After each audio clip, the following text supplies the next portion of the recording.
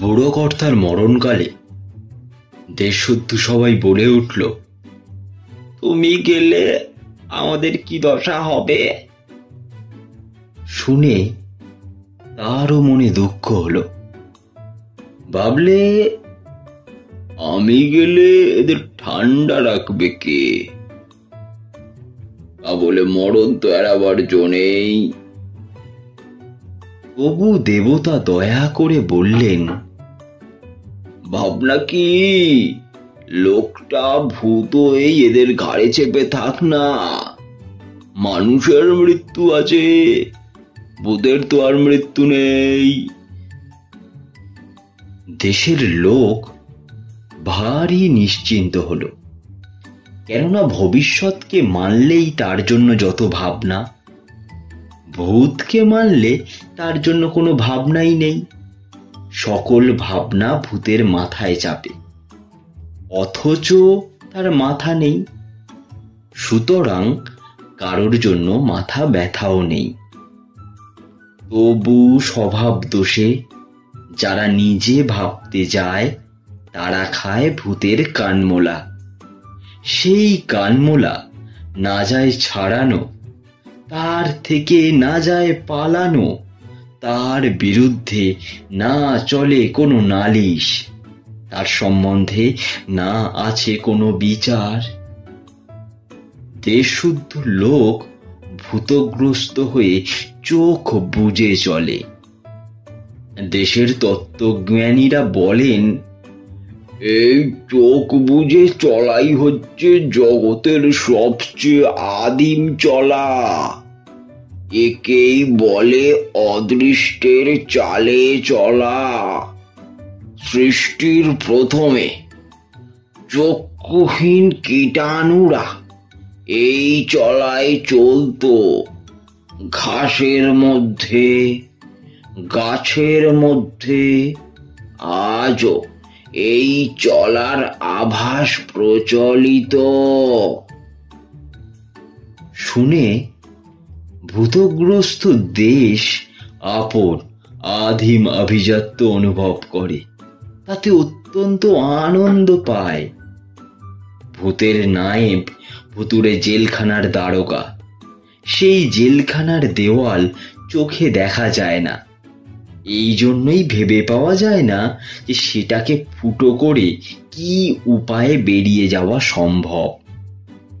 এই জেলখানায় যে ঘানি নিরন্তর ঘোরাতে হয়, তার থেকে যে এক ছটাক তেল বেরোয় না যা হাটে বিকোতে পারে। বেরোবার মধ্যে বেরিয়ে যায় মানুষের তেজ। সেই তেজ বেরিয়ে গেলে মানুষ ঠান্ডা হয়ে যায়। তাতে করে ভূতের রাজত্বে আর কিছুই থাক বা না থাক, অন্ন হোক, বস্ত্র হোক, শাস্ত্র হোক, শান্তি থাকে। কত যে শান্তি তার একটা দৃষ্টান্ত এই যে, অন্য সব দেশে ভূতের বাড়াবাড়ি হলেই মানুষ অস্থির হয়ে ওই ওঝার খোঁজ করে। এখানে সে চিন্তাই নেই, কেননা ওঝাকেই আগে ভাগে ভূতে পেয়েছে। এভাবেই দিন চলত। ভূত শাসনতন্ত্র নিয়ে কারোর কোনো মনে দ্বিধা জাগত না। চিরকালই গর্ব করে বলতে পারত যে এদের ভবিষ্যৎটা পোষা ভেড়ার মতো, ভূতের খোঁটায় বাঁধা। সে ভবিষ্যৎ ভ্যাঁও করে না, ম্যাও করে না, চুপ করে পড়ে থাকে মাটিতে, যেন একেবারে চিরকালের মতো মাটি। কেবল অতি সামান্য একটা কারণে একটু মুশকিল বাঁধল। সেইটা হচ্ছে এই যে, পৃথিবীর অন্য দেশগুলোতে ভূতে পায়নি, তাই অন্য সব দেশে যে ঘানি ঘুরে তার থেকে তেল বেরোয়, তাদের ভবিষ্যতের রথচক্রটাকে সচল রাখবার জন্য। বুকের রক্ত পিষে ভূতের খপ্পরে ঢেলে দেবার জন্য নয়। কাজেই মানুষ সেখানে একেবারে জুড়িয়ে যায়নি, তারা ভয়ঙ্কর সজাগ আছে। এদিকে দিব্যি ঠান্ডায় ভূতের রাজ্য জুড়ে খোকা ঘুমলো, পাড়া চড়লো। সেটা খোকার পক্ষে আরামের, অবশ্যই খোকার অভিভাবকের পক্ষেও। আর পাড়ার কথা তো বলাই আছে। কিন্তু বর্গি এলো দেশে, নইলে যে ছন্দ মেলে না। ইতিহাসের পথটা খোঁড়া হয়েই থাকে। দেশের যত চূড়ামণি শিরোমণি আছে সবাইকে জিজ্ঞাসা করা হলো, এমন হলো কেন? তারা এক বাক্যে শিখা নেড়ে বলল, এটা ভূতের দোষ নয়, ভুতুড়ে দেশেরও দোষ নয়, একমাত্র বর্গিরই দোষ।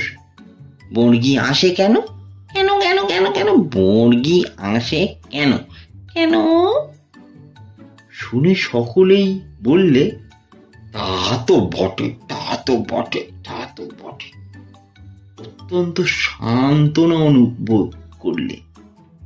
দোষ জারি হোক। খিড়কির আনাচে কানাচে ঘোরে ভূতের পেয়াদা, আর সদরের রাস্তায় ঘাটে ঘোরে অভূতের পেয়াদা। ঘরে গৃহস্থর টেকা দায়, ঘর থেকে বেরোবারও পথ নেই। একদিক থেকে এ হাঁকে খাজনা দাও, আর একদিক থেকে ও হাঁকে খাজনা দাও। এখন কথাটা দাঁড়িয়েছে, খাজনা খাজনা দেব কিসে? এতকাল উত্তর দক্ষিণ পূর্ব পশ্চিম থেকে ঝাঁকে ঝাঁকে নানা জাতের বুলবুলি এসে বিভাগ ধান খেয়ে গেল। কারোর কোনো হুঁশ ছিল না। জগতে যারা হুঁশিয়ার এরা তাদের কাছে ঘেঁষতে চায় না, পাছে প্রায়শ্চিত্ত করতে হয়। কিন্তু তারা অকস্মাৎ এদের অত্যন্ত কাছে ঘেঁষে এবং প্রায়শ্চিত্তও করে না। শিরোমণি চূড়ামণির দল পুঁথি খুলে বললেন, বেহুঁশ যারা তারাই পবিত্র, বেহুঁশ হয়ে যারা থাকে তারাই আদর্শ পবিত্র, হুঁশিয়ার যারা তারাই অশুচি।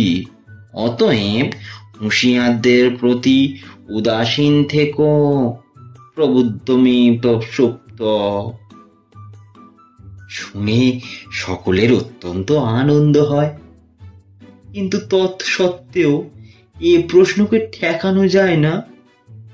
খাজনা দেব কিসে? শ্মশান থেকে মশান থেকে ঝোড়ো হাওয়ায় হা হা করে উত্তর আসে, আব্রু দিয়ে, ইজ্জত দিয়ে, ইমান দিয়ে, বুকের রক্ত দিয়ে। প্রশ্ন মাত্রেরই দোষ এই যে যখন আসে এরা একা আসে না। তাই আরো একটা প্রশ্ন উঠে পড়ছে, ভূতের শাসনটাই কি অনন্তকাল চলবে? শুনে ঘুম পাড়ানি মাসি পিসি আর মাস্তুতো পিস্তুতুর দল কানে হাত দিয়ে বলে, কি সর্বনাশ! এমন প্রশ্ন তো বাপের জন্মে শুনিনি। তাহলে সনাতন ঘুমের কি হবে? সেই আদিমতম ঘুম, সকলের জাগরণের চেয়ে প্রাচীনতম ঘুমের। প্রশ্নকারী বলে, সে তো বুঝলাম, কিন্তু আধুনিকতম ঘুম মানে বুলবুলির ঝাঁক আর উপস্থিততম বর্গির দল, এদের কি করা যায়? মাসি পিসি বলে, বুলবুলির ঝাঁককে কৃষ্ণ নাম শোনাবো, আর বর্গির দলকেও। অর্বাচীনেরা উদ্ধত হয়ে বলে ওঠে, যেমন করে পারি ভূত ছাড়াবো। ভূতের নায়েব চোখ পাকিয়ে বলে, চুপ, এখনো ঘানি অচল হয়নি। শুনে দেশের খোকা নিস্তব্ধ হয়, তারপরে পাশ ফিরে শোয়।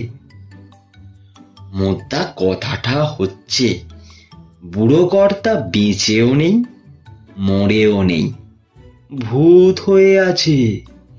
দেশটাকে সে নাড়েও না, অথচ ছাড়েও না। দেশের মধ্যে দুটো একটা মানুষ যারা দিনের বেলায় নায়েবের ভয়ে কথা কয় না, তারা গভীর রাত্রে হাত জোর করে বলে, কর্তা, কর্তা, বলি এখন কি ছাড়বার সময় হয়নি? কর্তা শুনে বলেন, ওরে অবোধ, আমার ধরাও নেই, ছাড়াও নেই, তোরা ছাড়লেই যে আমার ছাড়া।